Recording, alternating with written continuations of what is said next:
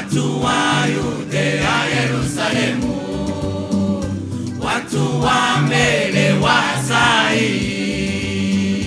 Petero akajibu akasema, sasa ni saa 3 za mchana, watu hawalewi sahihi, bali wamejazwa Roho wa Bwana, wamwagiwa uwezo wa Roho wa Baba, uwezo wa Roho wa Baba.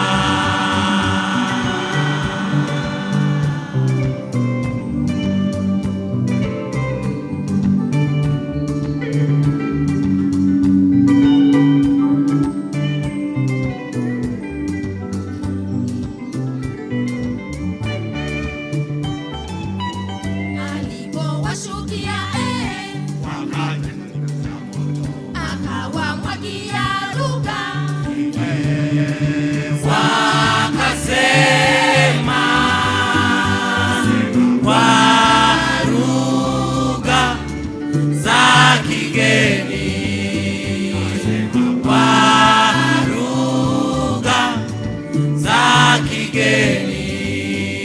Ndivyo alivyosema Nabii Yoeli katika siku zile za mwisho, namwangia Roho wangu juu ya watu, wana na binti zenu watatabiri,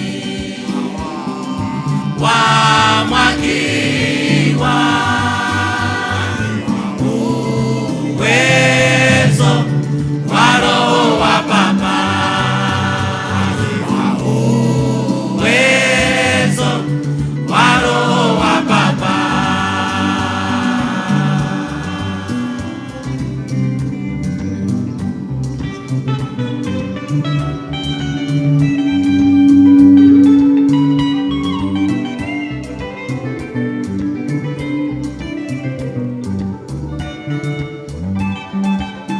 nanyi ndugu zetu,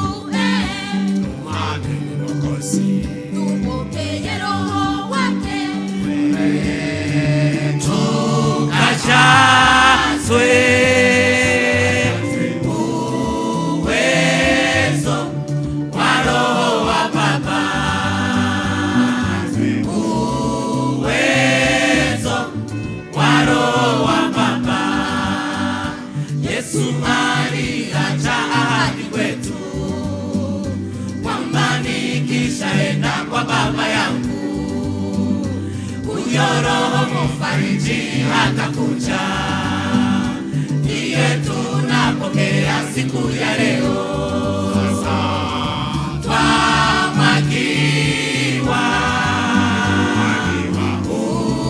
uwezo wa Roho wa Baba, uwezo wa Roho